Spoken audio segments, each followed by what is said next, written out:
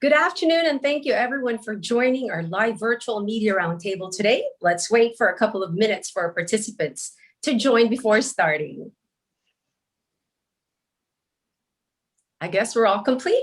So with that, I want to say a very warm welcome to everyone, and thank you for joining this virtual media roundtable of the PropertyGuru Philippines Property Awards, part of the region's most prestigious and industry-leading PropertyGuru Asia Property Award Series, the gold standard in real estate. We're very honored to host you today and hope that you will receive valuable insights and tips from our speakers today as we talk about navigating the Philippines real estate industry through the COVID-19 pandemic. Please kindly let me introduce myself. My name is Tina Ryan. I'll be moderating our roundtable today.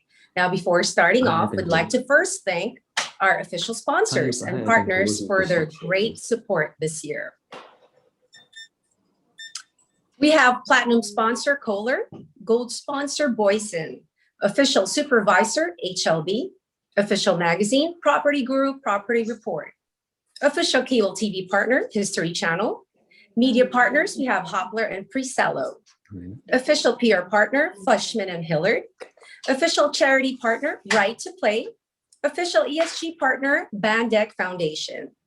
Now, just some ground rules before we hear from our speakers. If you have any questions during the presentation, which is the first half of this 2-hour webinar, please feel free, type them into the question box in your chat. Now, towards the rest of our roundtable, there will be a Q&A session. Once all speakers have finished their presentations, we will try to address all of your questions. So here we go. On our roundtable panel today, we have Mr. Jules Kay, Managing Director, PropertyGuru Asia Property Awards and Events. Hello, everyone. We also have Mr. Christoph Vici, Country Head Jones Lang LaSalle Philippines Inc. and Chairperson of the judging panel, PropertyGuru Philippines Property Awards 2021. Hello, good afternoon, everyone. We have Ms. Cindy Tan Harabata, President of Tahara Hospitality Group and founding chairperson and longest running judge, PropertyGuru Philippines Property Awards. Hello, hi, good afternoon. Mr. Leo Leong, General Manager, Kohler Kitchen and Bath, South and Northeast Asia Platinum sponsor, is with us today also. Hi, everybody, good afternoon. And last but not the least, Ms. Ophelia S. Baroga, Managing Partner, Diaz Murillo Dalupan and Company, HLB Philippines, the official supervisor of the PropertyGuru Philippines Property Awards. Hi, good afternoon, everyone. Thank you all so much for joining us today. Now, without further ado, let's hear from our first speaker, Mr. Jules Kay. Thank you, Tina. Thank you very much. And hello again, everybody. Thank you for joining us this afternoon as we introduce this year's Philippines Property Awards 2021. Now, the PropertyGuru Asia Property Awards enters its 16th year in 2021, and the Philippines Property Awards actually celebrate their 9th year. So let's have a look at some of the facts about the awards so you understand them better. Can I have the next slide, please? And the next. So over the last decade or more, as you can see, the Asia Property Awards really have grown and diversified throughout the Asia region to become, as Tina mentioned, the gold standard of real estate in this part of the world. And as the property market in the Philippines has grown, so have the judges expanded their reach to recognize and award an ever more increasingly diverse range of developments, designs, and companies around the Philippines. That's helped us build an unparalleled reputation for quality and also to compete on the regional stage. Next slide, please. Now, in 2020, the world and the region faced many challenges, but the Philippines Property Awards continued to go from strength to strength with several new innovative concepts introduced, as well as some top quality projects from well-established developers, including SM Development Corporation, our Best Developer 2020. Now, before I continue, I would just like to express my deepest condolences to the Tsai family for their recent sad loss, and the condolences on behalf of the entire PropertyGuru Asia Property Awards team. So let's look back further at 2020 in terms of the reach and participation that the Asia Property Awards achieved. And you'll see from these numbers that we continue to lead the way in terms of becoming the prominent, most credible awards platform in the whole region. 15 markets represented, 75 plus countries reached via our online platforms, and over 500,000 cumulative views of our online streaming of our virtual galas last year. So we really are reaching out further and further beyond the region, even across the globe, and touching more than just developers, but also reaching the agent population and, of course, consumers to help them make balanced, informed decisions as they look to invest and buy properties in the Philippines.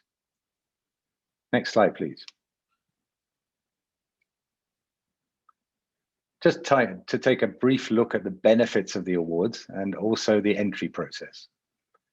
Now, one of the key unique points of the Asia Property Awards series is that we have a fair and transparent judging process, and we will hear more about that later.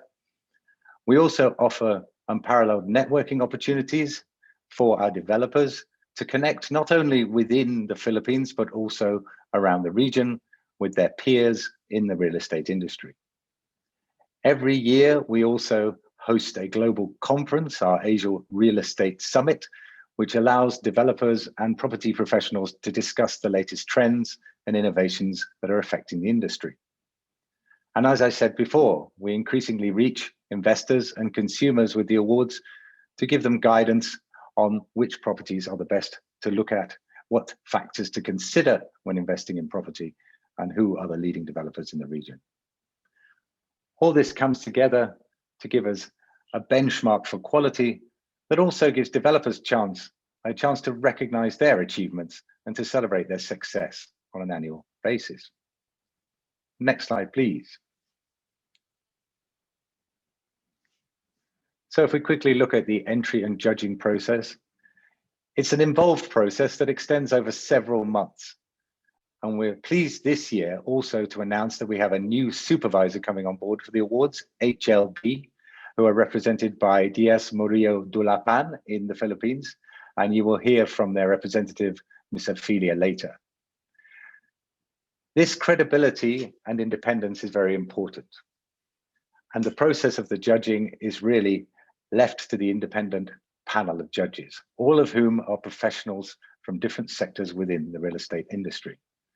Today, I'm delighted to have two of our expert judges joining the discussion to give you more insights into the depth of the judging process for the Philippines Property Awards, and also to share some updates on what's actually happening in the current real estate market in the Philippines. It really is the judges' commitment and expertise that make the PropertyGuru Asia Property Awards the most sought after real estate series in Asia. And last but not least, I'd like to thank our sponsors who make this all possible. And again, today we're lucky to be joined by our platinum sponsor, Cola, who will say a few words later. Next slide, please. So with vaccines rolling out, we at PropertyGuru are very confident that the Philippines will bounce back quickly and developers will come back strong to meet the challenges as they look forward to a new year. But meanwhile, we remain committed to following all the health and safety protocols necessary to make sure everybody remains healthy and safe. And this includes during any filming of interviews or face-to-face contact we have with developers and judges throughout the process. So on to our final slide. The Philippines Property Awards are the national awards, but the winners also go on to represent the Philippines at regional level at the Asia Property Awards Grand Final. And in past years, Filipino developers have always done very well at the regional level, and we am sure they will do that again this year. As I mentioned earlier, the grand final is also accompanied by our Asia Real Estate Summit, which gives experts the chance to meet, discuss, and share ideas on the future and the best strategies for success in the property industry. So we look forward to hosting our grand final and our Asia Real Estate Summit this year. This will take place in December, and currently the plans are to do them both as physical events in Bangkok, Thailand, with a virtual element if necessary for those that are unable to travel or join us in Bangkok. So the winners of the Philippines Property Awards will be announced at our virtual gala on the 11th of November before the grand final, and those winners will then have a chance to go on to compete with their regional peers. So once the judging is complete and the winners are chosen, we look forward to celebrating the best of Philippines real estate in 2021. Thank you for joining us. We'll move on to hear more from our speakers now. Thank you, Mr. Jules K. Our next speaker is Mr. Christoph Witschig. Over to you, sir. Thank you very much. Thank you, Jules. Another year and another honor to start the judging process. We are very excited. We were last year, but we were caught in between. As you know, March was the beginning of the lockdown in the Philippines. This year we are in a different mood, a much more positive mood. But saying that, last year was a tremendous success, with all being relative. Thanks for the introduction. My single fellow judge, but there's more. Welcome to this press conference. Dear guests, dear member of the press, and Ophelia from the Supervisory Board.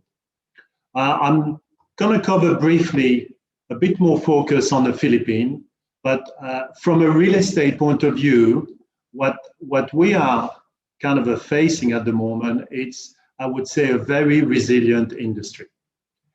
Real estate has always been a key element in a country development, and it's no different for the Philippines. We are working in an industry which has more than one product, more than one services, and also which is a combination of plenty of investors, developers, operators, and real estate stakeholders. For me, this year will be even maybe a better year because we have sight of the vaccination process being brought to this country, about returning to a certain next normal. It will never be the same as pre-COVID, but definitely a new area, and we all have great hope that the country itself, the economy, the people, communities, but also the real estate will benefit. Next slide, please. Today, back please. Back. Thank you. Which, as mentioned by Jules, 9th annual edition, not missed a year since the introduction, and it is the biggest and the most prestigious industry accolade.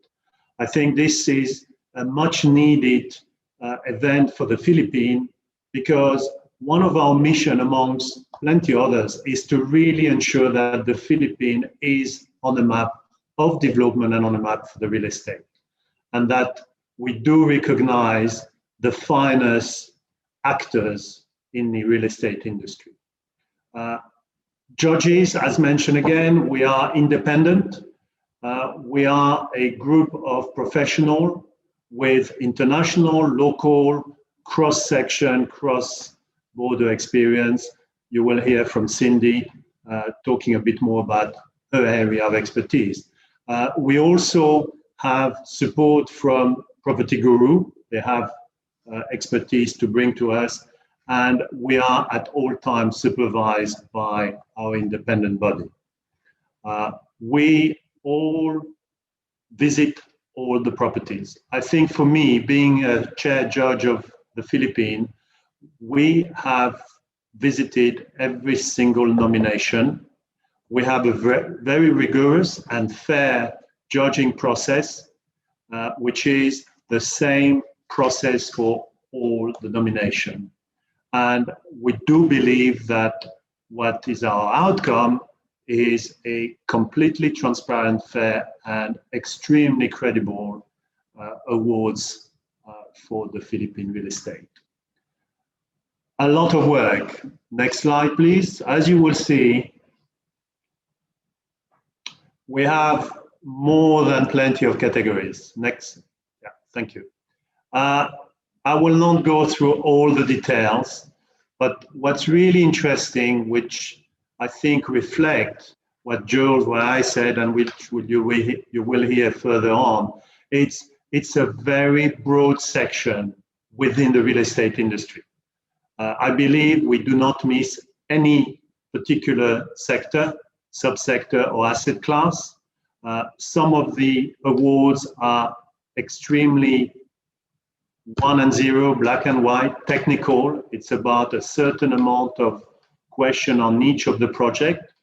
Some are more about duration in the life of a developer, an investor, or someone who has constructed something interesting. And then we do attach a lot of importance on the design, sustainability, the green element of the future of the real estate. And this also covers the material that we use and the design that we judge it, which means you will see plenty of categories, I mean, more than 65, 70. And what's really nice to see that every year we have nomination in each of these categories. Next slide, please. To give you a bit of an idea how we work, usually the timeline is similar every year. First January of the year, the entries open, nomination are coming in. We're closing them usually mid-year. Sometimes we extend as some of our nominees need more people to complete the application. And then we start the site inspection, usually lasts between 2 and 4 weeks. And just to remind everyone, we do have nomination outside Metro Manila, Cebu, Visayas, Luzon, Mindanao, etc. And this also requires physical inspection. Lucky, most of the judges have helpers in some of the other city, but it's still quite a lot of visits to be had in a very short period of time. We meet few times during the year. There is a final judge meetings with our supervisory board, with PropertyGuru, and usually few weeks before the gala dinner, we have the list and the job done. I can tell you some of our meetings are extremely interesting. We cannot disclose, but we have fun because we are a different group of people with different views on things. But at the end, I think we have now been together for 3 years for myself. We do find an outcome, and the outcome is always fair and rewarding. Next slide, please. I think that's it from me for now. Thank you again, and I hope you have a bit more view and feel for how we do our judging for the Philippine property.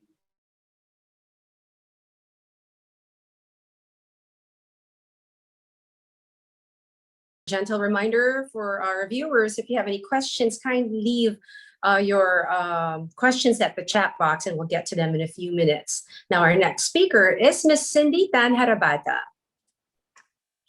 Hello and good afternoon to our friends in media. I do hope everyone is in good shape and keeping positive given our current conditions. But seeing you all in this hybrid media launch from all over Metro Manila and also in Bangkok. PropertyGuru has reported a strong start as nominations have been coming in this early. Despite the uncertainties, there is a cautious optimism that lingers in the Philippine real estate industry. Albeit slow, we will surely recover. Let's take a look at the emerging cities, including some asset classes that will thrive this 2021. Up north, there's Clark, Dagupan, Baguio City. With the opening of more expressways, travel time in these areas have been cut dramatically. These areas can support information and business process outsource given the infrastructure, business environment, and also talent pool. We recognize that business expansion in Batangas, also Santa Rosa and Dasmariñas City, classified as Mega Manila because of their proximity to the metropolis. South of the Philippines, Cebu remains to be a favorite. However, there's Naga, Dumaguete, Cagayan de Oro, which offers promising economic opportunities and also growth. With emerging cities, of course, come townships. Township developments offer residential, commercial, retail, office, civic, entertainment, and recreational facilities. There is a need for more integrated development that bring families closer to home, work, meeting, and social spaces that genuinely adapts to their new lifestyle. There has been a long clamor to also decongest Metro Manila and promote countrywide improvements, provide job opportunities, and economic advancement. The move to establish commercial and industrial estates outside Metro Manila spur not only the economic growth of the locale, but provide better planned facilities and also tax breaks. On real estate asset class, hospitality and tourism may be the worst hit in this crisis. However, there has been new developments happening in Palawan, Cebu, Batangas, Clark, and Baguio, launched by different hotel groups. On the office rental sector, POGO's exit contributed to the increase in vacancy. However, BPO companies are still expanding not only in Metro Manila, but also nationwide. Retail space demand may have drastically declined. However, demand for storage and logistic facilities is growing as a result of bigger online businesses. On industrial real estate, industrial parks and estates are on the rise to decongest Metro Manila as well as other key cities in the country. These parks and estates offer better location, master planned areas, and more importantly, tax breaks to its locators. On real estate, on residential real estate, demand for housing purchases and rental may have slowed down in 2020, but there is still a slight upturn in 2021 as people would like to have better investments and tangible assets. Residential real estate outside of Metro Manila is moving up as there is a need to establish homes with open space, better quality, air quality, and environment. The residential market for lower and also middle income sectors have proven to be most resilient, as there's a greater need from the mass market to purchase their own home and due to faster access to Pag-ibig loans. Things are still looking optimistic. Developers are also becoming more creative in reaching out to their prospective buyers by being more visible in their social media platforms and using innovative apps for presentations like virtual tours or even virtual meetings to their clients up until closing. With flexible payment options and very attractive interest rates being offered to buyers and investors. PropertyGuru Philippines Property Awards continue to set the gold standard year after year. This is the only property awards that has independent panel of judges representing different fields in real estate, hospitality, planning, sustainability, architecture, and also design. Judges visit each site, and depending on the category, we all judge the project's design, concept, sales success, value for money, sustainability, construction stage, quality, developers' capability to deliver. So I do not envy Christoph's position in trying to manage all the judges. I look forward to more entries this year and the opportunity to meet all the developers very soon. It is my greatest pleasure to welcome everyone in the media.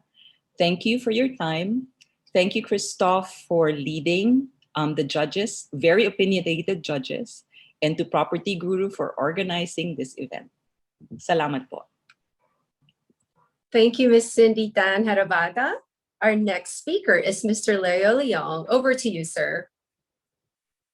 Hi, good afternoon, everybody.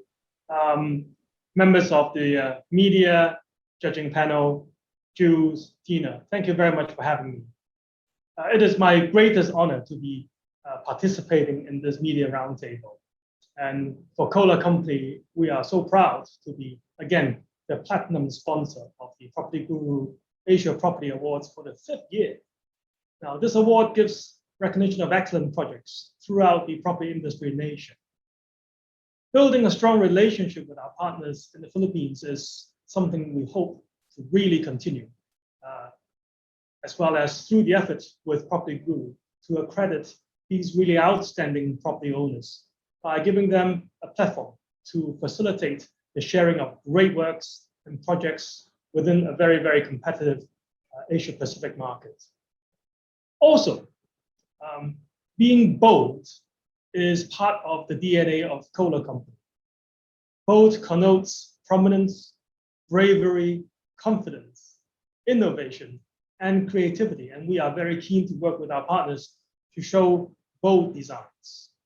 In fact, we encourage design with innovative and creative ideas, as we believe these are the 2 key elements that are important in any design work. We feel that design courage is a key factor in making big changes in the design world. And our developers and designer partners have always shown strong interest in our product portfolio and our innovation, including many of our recent products like the intelligent toilets, Dual sensor faucets, Mayeko touchless kitchen faucets, and more and more. We feel very, very excited to introduce these products to the business, to the market.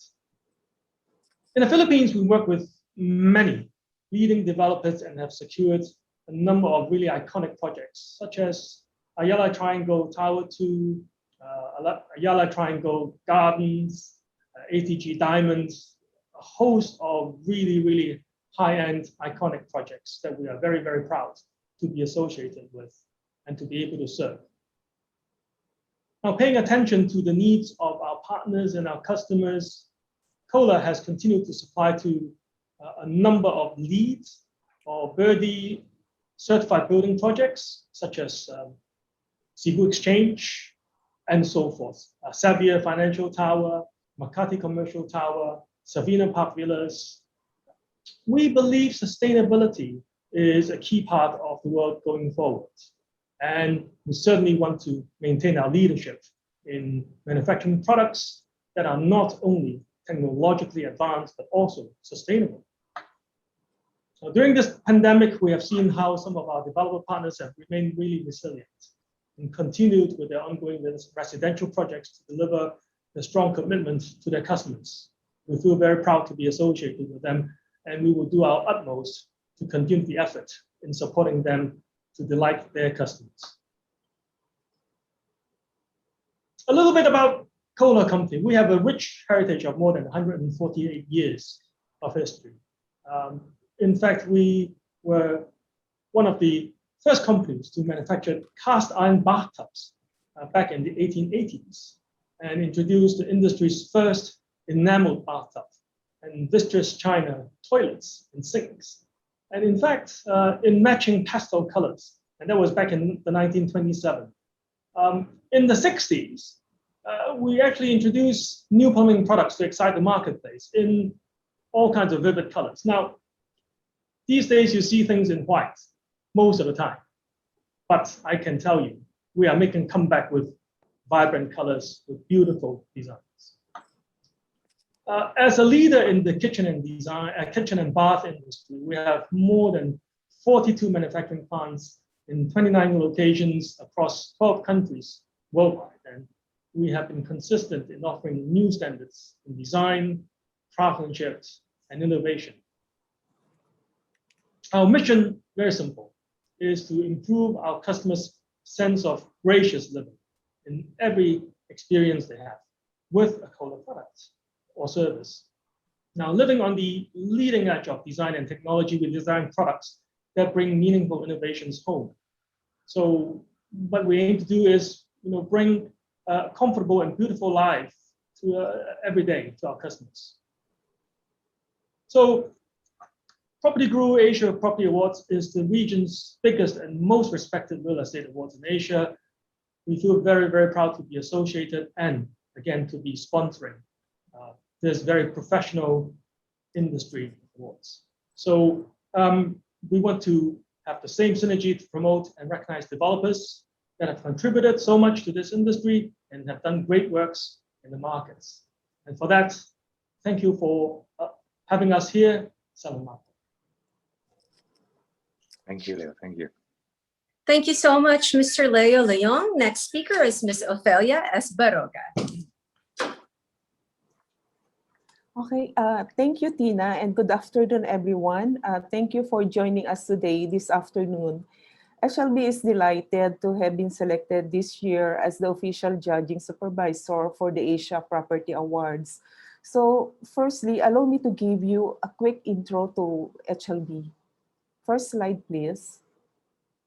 Okay, HLB is a global network of independent advisory and accounting firms that are dedicated to helping clients grow across borders. The network has been in existence for over 50 years now. So currently we are located in 159 countries with 32,000 people working out over 960 offices. Next slide, please. In Asia, HLB has a particularly strong presence, as you can see here, this slide. We are in 30 countries in Asia with about 9,000 people working out over 150 offices. And this includes the Philippines, of course. This strong footprint in Asia allows to cover the 15 countries that are part of the Asia Property Awards program. Next, please. In 2020, HLB won the Accounting Industry's Network of the Year Award in recognition of the network's reputation for quality and excellence. Next, please. Okay, to introduce to you, the member firm of HLB in the Philippines is Diaz Morillo de Lupan and Company, or we call it DMD. DMD is one of the largest accounting firms in the Philippines, and it has firmly and consistently established its position as a formidable service provider of basic to complex industry-specific services, which include auditing, tax, accounting, outsourcing, and advisory. And by the way, DMD will be celebrating its 62nd anniversary this May. Next slide, please. We have 3 branches in the Philippines. The biggest branch is in Cebu City, and we have other branches in Puerto Princesa, Palawan, and Davao City. So our head office is located in Makati City. We have 18 partners and directors, 230 professionals, and 32 support staff. Next, please. So the services that we offer are audit and assurance services, business process and technology services, and this includes internal audit, information technology, audit, and advisory. So we have also the tax and the corporate services and the BPO, or we call it the business process outsourcing services. Next, please. So we are the official supervisor. So as official supervisor, I just want to describe briefly our role. We ensure that the Asia Property Awards are judged fairly without bias. A representative from our end, or HLB Philippines, is present in all judges' meetings to ensure that they agree to the judges' rule book with attention paid to identifying conflicts of interest. Any conflicts will be recused from related categories. We will join select site visits to ensure that procedures are followed, and we will check completeness of entry forms, and the scores are submitted to us directly for tabulation.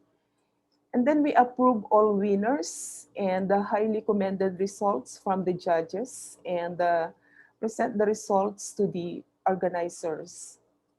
Next, please. Now, I would like to introduce also the supervising team members, Margot Casihan, Maria Florentino, and Lloyd Tan as the supervising team co-chair, and yours truly as the supervising team chair. Next, please. Well, HLB's role will be to ensure that the judging is carried out per the official guideline to maintain the award's reputation for being credible, fair, and transparent. So this slide shows the judging process in detail. At least 3 judges' meetings are held throughout the judging process. The first meeting has been held already to discuss and confirm the plan for the year.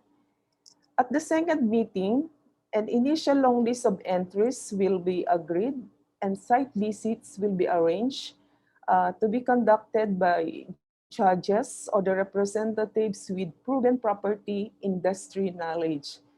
Score sheets are used to record the judging of the site visits against the agreed criteria. So, adhering to fairness and transparency, all site visit and central panel judges must declare any conflict of interest with entrants and will not vote on entries with which they have a conflict of interest. At the final judges meeting, in the presence of an HLB representative, the central panel will review the entries and the results of the site visits and agree the final shortlist, which will comprise of 1 winner and up to 4 highly commended. So next slide, please. Judging of awards is based on a strict criteria that is reviewed and set by the independent panel of judges. For the prestigious developer awards, the judges carefully consider a company's reputation, image, and corporate social responsibility initiatives, overall track records, displays of innovation, and achievements in the past 12 months. For the development awards, the judges carefully consider the design, amenities, and location, value for money, use of space, construction and materials, unique selling points, state of completion, and sales of success. And lastly, for the design awards, the judges carefully consider the use of space, design concept and innovation, amenities, construction and materials, state of completion, sales success, site layout, internal layout, and sustainable function. So I think this is my last slide, and this is the end of my presentation. Thank you very much, and back to you, Tina. Thank you, Ms. Ophelia. Now, ladies and gentlemen, I hope you found the preceding presentations and information insightful and useful about the PropertyGuru Philippines Property Awards 2021 and the Philippines real estate market. Now, let's answer some of our audience members' questions. Thank you for participating in our virtual roundtable today, hosted by PropertyGuru Philippines Property Awards 2021. Now, just remember to visit the newsroom on our asiapropertyawards.com website to view a summary of today's roundtable. Okay, first question. What is new with the Philippines Property Awards this year compared to last year? I think, well, I guess I can take that first off. Well, as Ophelia mentioned just now, we've already had our first judges meeting. Our first judges meeting is designed to set out the schedule for the year and also to look at the categories. And throughout the process of the awards, we always look at what's relevant to the industry and what's happening in the real estate market each year. And we adjust, add, and remove categories accordingly. Something interesting you may have seen when Christoph was going through the categories is we're looking at adding some portfolio awards this year to really to award developers that have produced a number of projects over the last few years and really could be recognized for their holistic portfolio of projects. So that's something new for this year. Last year, we introduced the virtual platform. That will continue this year, but we are going to upgrade and tweak our virtual gala event with in-depth interviews with all the winners and the judges to the highest possible quality. So you can look forward to a very engaging and enjoyable experience online. Other than that, I think, pretty much it's business as usual. As Christoph said, we had a very successful year despite the challenges last year. And this year, we're really going in with a solid, positive approach to the awards, looking forward to some great entries. Don't know if anyone else wants to add anything. Maybe we should add, Joe, that the judges and you and your team, we felt that we need to focus more on sustainability. I think it's an important part of our work as the flagship event on the real estate awards. We definitely want to be more focused on outlining, defining, and finding nominees who really make an impact or have a strategy to make an impact or constructing sustainable, green, whatever real estate they are in. I think this is maybe not an innovation, but it is a growing focus from our part. Great. Thank you. Yep. If I may, Sir Christoph, since you've mentioned sustainability, one of the questions came up. Are you expecting sustainability to continue as a trend then in the real estate industry? Absolutely. There's not too many, but there is some positive out of the pandemic. And one definitely has been the recognition of the individual well-being. It's critical that we move away from only the area where we are, or the zone or location or construction or residence, wherever you are, that we also incorporate the well-being of the individual. And in other words, the human experience, which is definitely a trend which focuses at looking at how well an individual can work, rest, play, enjoy recreational activities. In terms of the Philippines, it's a long way to go. There is a lot of work done. I think it will be a combination between the international willingness to do more, the local understanding that we need to do more, and obviously the government and the organization like UN, like Asian Development Bank, who will push for more sustainable development within the requirement and the need of the Philippine economic development. Anybody else would like to add to that before I ask? Hi, Tina. Yeah, Hi. I think sustainability should not just be considered a trend these days already. It should really be part in terms of the architecture and design, and including trying to see how it is in terms of how community also embraces this. So it's really much bigger than just, it's much bigger than what we keep saying that it's part of the trend. It is really a way of life already. It's part of how you also communicate to your clients, and the clients themselves also are interested to find out what the developers are also doing.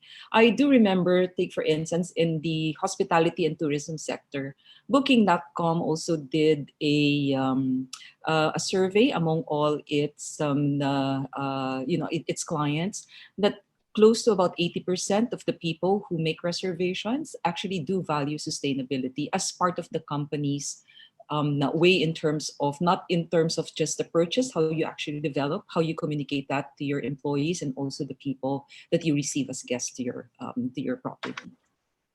Thank you, Ms. Cindy. Anybody else? Oh, I would just add that we have seen encouraging signs in the Philippines over the years with the property awards that more and more developers are taking this, as Cindy said, as an important part, not just a trend, but an intrinsic part of the projects that they build. And last year we had some very interesting projects. The Agria project by Domosa Land, which is actually, also includes a farm within the residential community. And, people are really looking at new innovative ways to create sustainable projects that will have longevity going forward. So it's a very, very encouraging. Yeah. I remember, Jules, there was also one entry. Was it from the W? Was it from the We group? Yeah. In sustainability also does not necessarily mean it has to be an expensive tool to incorporate. And I think that is always the misconception for sustainability, that investing in such technology takes so much of of capital in putting things together. But apparently they also have come up with very innovative ways of how to include it in all their mass housing, which is quite interesting. Yes. Yeah. So it's spreading across sectors. It's not a luxury anymore. That's I think that's correct. Yes. And we see it is also not only the mass, socialized housing, but also, of course, the more we expect that in a lot of the condominiums that's also going to be built. Yeah. I do have a legit question coming from a fur mom like me. I wonder why there's not too many developers in the country, Jules, or anybody could answer.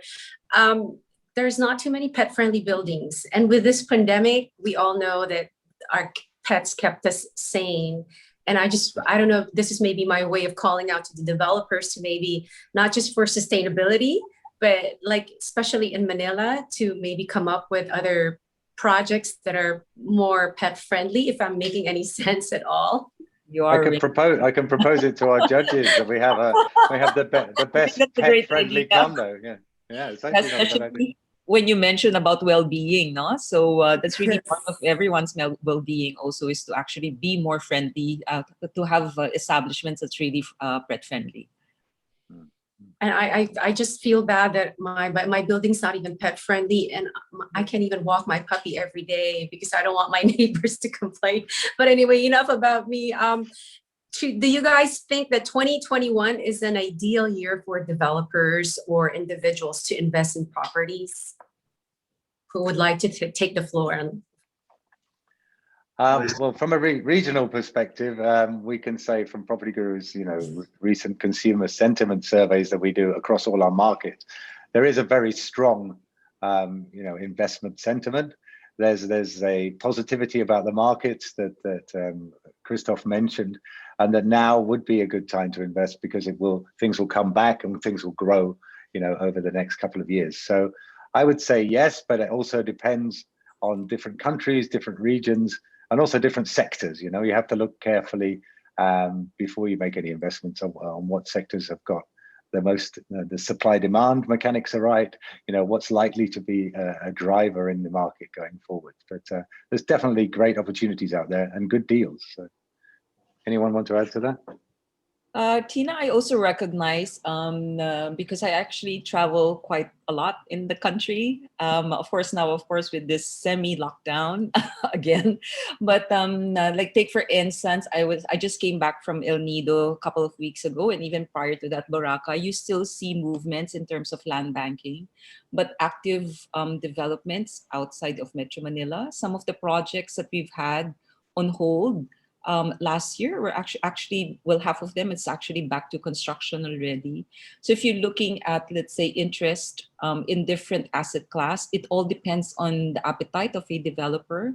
I did mention earlier that there is still, of course, interest in the residential sector. And even if you check with the banks are also, giving out loans to individuals who actually wants to own their own properties.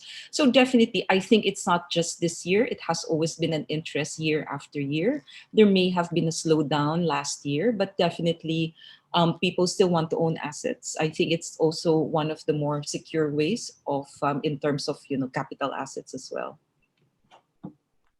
Maybe Chris can add more to that too.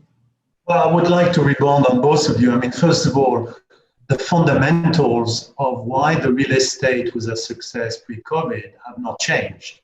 I mean, the pandemic is an event which hopefully will be short in time, and also that will not affect why people want to invest in real estate.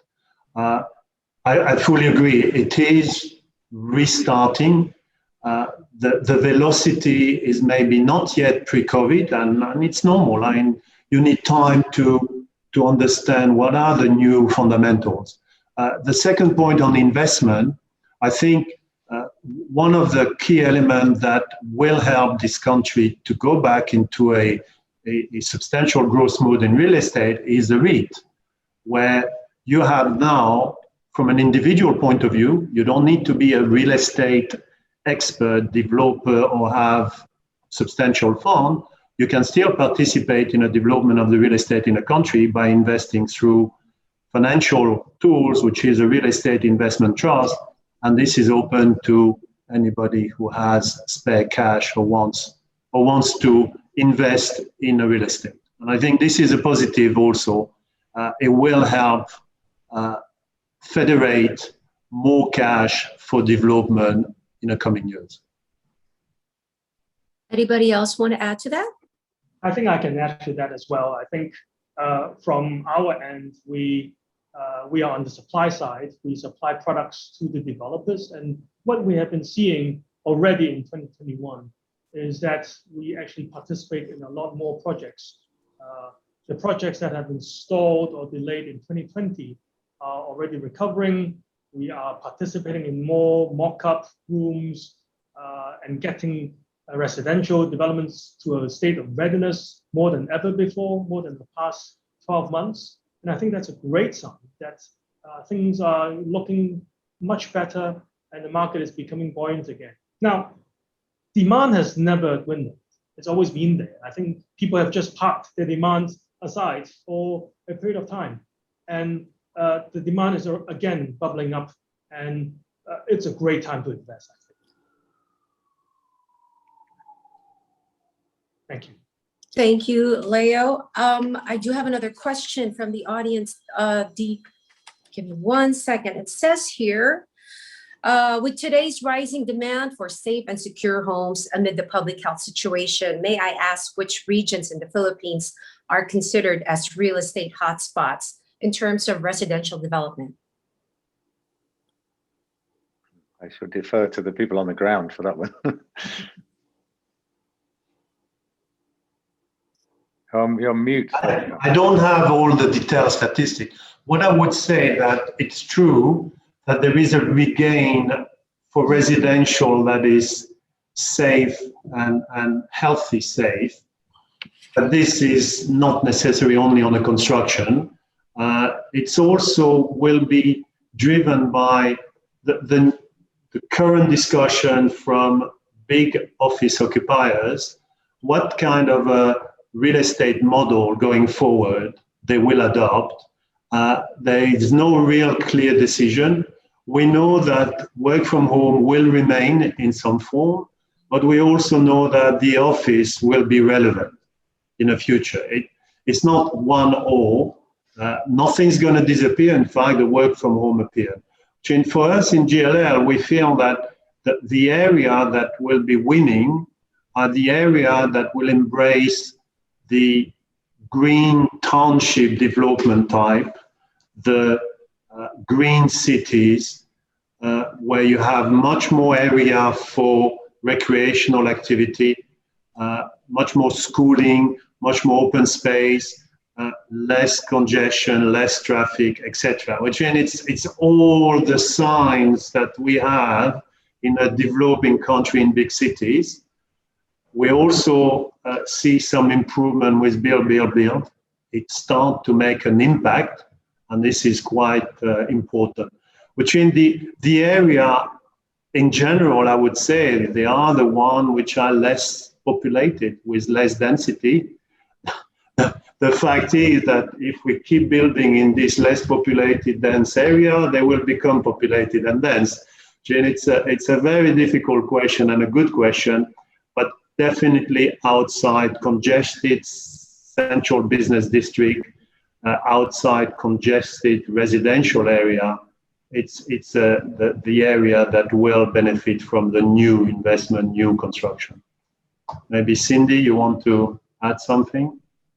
Right now in the metropolis, we do have quite a number of RFOs. So developers are also just waiting for those to get filled up. One of the things we did recognize, though, that like in the areas like Cavite, Batangas, which is what you call the Mega Manila, which is very close, those have actually, and especially in the lower and middle income housing, that has not stopped when it comes. They remain to be very resilient. The movement for sales have actually been on a trajectory as well. But there will always be something for everyone. There's always interest from different sectors of the market. Anybody else would like to add? My next question is, with the sudden surge of COVID-19 infections in the Philippines and the possibility of stricter protocols being implemented, do you think the real estate industry can still recover? Oh, definitely. Yeah. Yeah. I think this is a hiccup again. And we've endured like a year of this. I'm hoping, of course, the LGUs and national government would know how to handle it. And if there's anything, is that they do recognize that economy has to still move. We got to work. It's just that, of course, we just need to slow down a bit right now, primarily because the cases are also rising. So you're becoming, of course, definitely more responsible citizens also to just stay home for the time being. Yeah, I fully support that. Also, we're thinking immediate. We all need to think that construction cycle is a 2, 3, 4 year cycle, which means we already learned from Leo, Kohler, Cindy, I mean, the industry guy, that the construction has restarted again, but also some of the construction at early days, they will be available in 2, 3 years. And I think we should think about the after COVID, after vaccination, because again, fundamentals in this country will not change until we satisfy the real estate demand. And I'm a great believer that it is a blip. It's becoming maybe a longer blip than expected, but I'm confident it will be on a recovery path. And I think I can add to what Cindy said earlier, that there's a lot of innovation going on as well around the industry, right? In terms of, adopting some, like we ourselves adopted the virtual gala platform last year. Yes. The industry keeps moving and finds new ways for investors, buyers, developers to work. So it's not coming to a complete stop. It's looking at how to work with the environment that it's been given. And as Crystal says, as things recover, that actually gives developers more tools in their box of tricks to come up with a great new product. So I think it's a positive that could come out of the pandemic. And for our final question, how can the Philippine property industry remain resilient? It always has been. Exactly. Yeah, I think we'll continue to be resilient. I mean, just like last year, we didn't actually know how the gala was gonna pull through, but we did we had a combination. We also had met with other judges, but at one point is that we were able to that was, I think, the only time that we were actually able to get everyone together in the judging process. Industry-wise, I think we have also not only become resilient, we've also adapted very well. The industry has also not only pivot, but also changed. So there are some spaces before that, let's say, maybe it was on a decline in terms of rental and sales, but somehow big developers were able to also change it and pivot it to, let's say, creating more warehouses and even logistical spaces. So I think the industry has actually proven to become very resilient. And I think if there's anything this year, we're prepared. We're more prepared than ever to actually take on the new challenges. Yeah, if we go back to the history of real estate, brick and mortar was always a refuge asset class. I mean, yes, you may lose value for a while, or it may go down, but at the end, it will always be, real estate will always be needed. Mm-hmm. it's transforming, and I fully support Cindy and Joel. It's a transformational. Like every other industry, if the real estate don't transform, it will be less attractive. The transformation also is in terms of geolocation. One of the trends that is emerging from the commercial office side is let's have smaller offices and more of them, and let's have our people living near the office or the work of play, the place of work. And this will create opportunity in districts that previously, and as Cindy said, no real interest because there was no need to be there. Now the need is not primary where is the office, is where my workers are living. And back to my human factor, I think this will be one of the drivers. And we talk about hub and club, where you will most likely be working near your home if you want, and you will come to the hub, which is your big office for collaboration, project work, seeing your colleagues, get trained, and have face-to-face meetings. And I think this will help kind of spread out the real estate outside the big centralized centers. Okay, guys, so we hope we answered your question satisfactorily. And should you like to have a further conversation with any of our speakers, feel free to get in touch with us. Now, thank you to our speakers. But before we go, we'd like to thank again our sponsors, and let's hear their parting words about Philippines Property Awards 2021. Let's start with Mr. Jules K., Managing Director of PropertyGuru Asia, Property Awards and Events. Yeah, well, just to say, to recap on what I said before, we're looking forward to a bounce back from the Philippines Property Awards and the developers there. We think the sentiment is positive, and we continue to support the Philippines as one of our most appealing, diverse, and innovative markets. So it's great to be back, and thank you again for our judges, sponsors, and supervisor for joining us today as we take this forward to 2021. Mr. Christopher Vici, take it away. Thank you for having another year of fun. We are eagerly awaiting the nomination. We know already we've got a bit of work, very impressive, and we want more. As you've seen, the deadline is August, plenty of time, but I think we will have a good year in terms of diversity and choices. And we hope to have some gem during the awards in November. Thank you again, and thanks for organizing this press conference. From Tahara Hospitality Group, Ms. Cindy Tanharabata. Industry will surely recover. We are actually already recovering right now. There's a bit of hiccups, but otherwise, I think we are in that mode of recovery, of a trajectory. So I know people keep saying, this new normal. I still believe it's just like an interim normal, but I think things will still go back to normal. I don't think people forget how it is a year ago or a year and a half ago. But I'd like to thank everyone for being here, of course, to the media and also to the organizers. Thank you, Ms. Cindy. Next is our platinum sponsor from Kohler Kitchen and Bath, South and Northeast Asia, Mr. Leo Leong. For Kohler Company, the Philippines remain one of our most important markets in Asia. Our focus here is absolute, and we are seeing a lot of rebound. We feel very confident about the industry going forward, not only in 2021, but for the years to come, for many, many years to come. For me personally, I look forward to seeing the entries for the Philippines Properties Awards. And again, thank you for having us. It's fantastic to be associated and to be supporting the awards. Thank you. Thank you, Sir Leo. And last but not the least, Ms. Ofelia S. Baroga, Managing Partner, Diaz Murillo Dalupan and Company, HLB Philippines, the official supervisor of PropertyGuru Philippines Property Awards.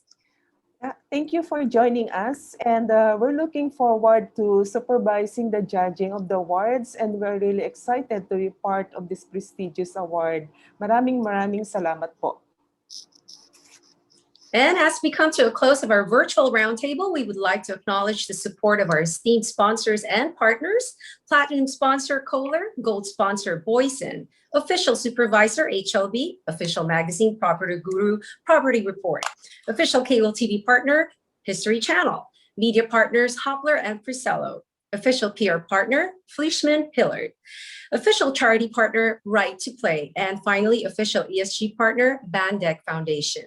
Now, before concluding, we would also like to highlight our entry timeline and key dates for our PropertyGuru Philippines Property Awards 2021. And a reminder, our virtual gala of PropertyGuru Philippines Property Awards to announce the winners will be streamed across multiple channels, including asiapropertyawards.com/newsroom, the official Facebook and YouTube channels, on Thursday, the 11th November 2021, and the grand finals in Bangkok, Thailand, December 9th, 2021. Once again, that's December 9th, 2021. We look forward to seeing you there. And thanks so much to everyone for joining our virtual roundtable today for the 9th annual PropertyGuru Philippines Property Awards 2021. Please feel free to send inquiries to the email on the screen and stay connected to the PropertyGuru Asia Property Awards social media channels. For more information, please kindly visit www.asiapropertyawards.com. And on behalf of PropertyGuru Asia Property Awards team, thank you so much for your participation today. And I wish you all a very pleasant afternoon. Thank you. Thank you, everyone. Thank you. Bye-bye. Thank you. Bye. Bye.